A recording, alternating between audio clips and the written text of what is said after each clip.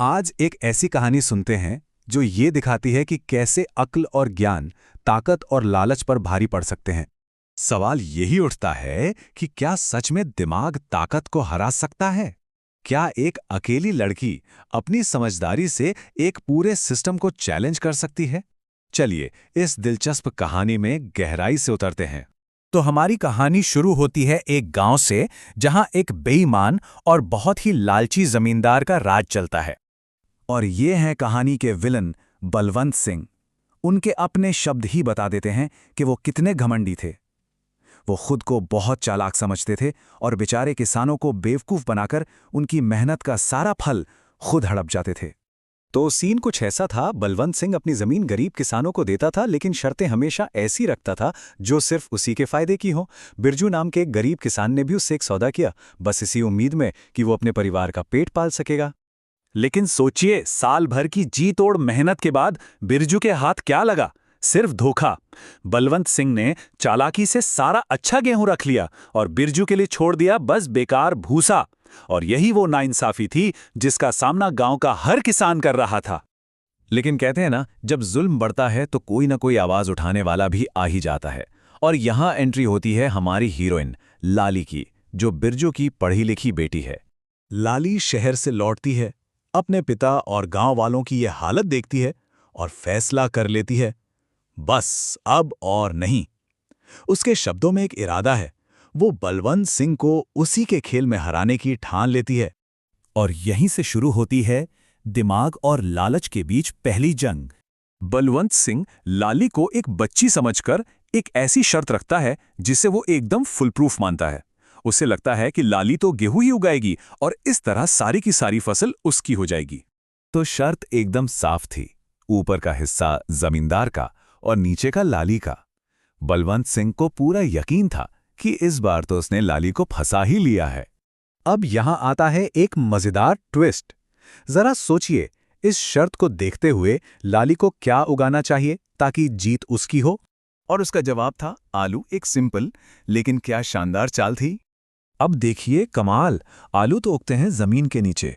तो शर्त के हिसाब से सारे के सारे कीमती आलू मिले लाली को, और जमींदार के हाथ क्या लगा? सिर्फ बेकार पत्ते और टहनियां। लाली ने जमींदार के ही शब्दों को उसी के खिलाफ इस्तेमाल कर लिया था। अब पहली हार से जमींदार तो बौखला गया। अपनी गलती सुधारने के लिए वो फिर से आया। अब दूसरी बाजी की तैयारी थी। इस बार बलवंत सिंह पूरी तैयारी में था। उसने पिछली गलती से सबक लिया और शर्त को ही पलट दिया। उसे लगा अब तो कोई चांस ही नहीं है। तो इस बार डील पलट दी गई। नीचे का हिस्सा जमींदार का, ऊपर का लाली का। जमींदार को पूरा विश्वास था कि इस बार जीत उसकी पक्की है।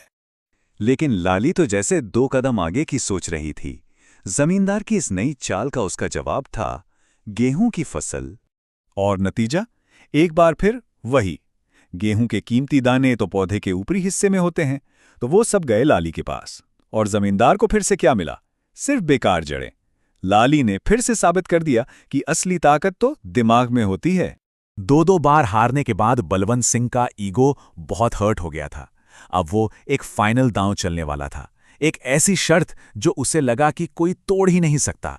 ये आखिरी और सबसे बड़ी चुनौती थी। इस बार जमींदार ने सोचा कि उसने सारे दरवाजे बंद कर दिए हैं। ऊपर का हिस्सा भी उसका, नीचे का भी उसका। लाली को मिलेगा सिर्फ बीच का हिस्सा। उसे लगा अब तो लड़की फंसी गई। लेकिन लाली के पास इस ब्रह्मास्त्र का भी जवाब था, और उसकी फसल थी गन्ना। और ये तो एक मास्टर स्ट्रोक था। गन्ने का सबसे कीमती हिस्सा, उसका रस भरा तना, वो तो बीच में होता है। शर्त के मुताबिक वो मिला लाली को। और जमींदार, उसे एक बार फिर हाथ मलते रह जाना पड़ा, क्योंकि उससे मिले सिर्फ बेकार पत्ते और जड़ें। तो 3 बार लगातार हारने के बाद जमींदार को आखिरकार समझ आया कि ये सिर्फ फसल की हार नहीं थी, ये उसके घमंड की, उसके लालच की हार थी। और इन शब्दों में ही जमींदार का पूरा ट्रांसफॉर्मेशन दिखता है। उसे ये बात समझ आ गई थी कि लाली की समझदारी ने सिर्फ फसलें नहीं जीती, बल्कि एक बुरे इंसान को भी बदल दिया। और इस एक जीत का असर देखिए, पूरे गांव पर हुआ। बलवंत सिंह ने सबकी जमीनें तो लौटाई ही, साथ ही आगे से सबके साथ इंसाफ करने का वादा भी किया। एक इंसान की बुद्धि और हिम्मत ने पूरे समाज का भविष्य बदल दिया। तो ये कहानी हमें एक बहुत बड़े सवाल के साथ छोड़ जाती है। जब भी अन्याय सामने हो तो सबसे बड़ा हथियार क्या होता है? जोर जबरदस्ती या फिर दिमाग और समझदारी? इस कहानी से तो यही लगता है कि दिमाग की ताकत किसी भी तलवार से ज्यादा तेज हो सकती है।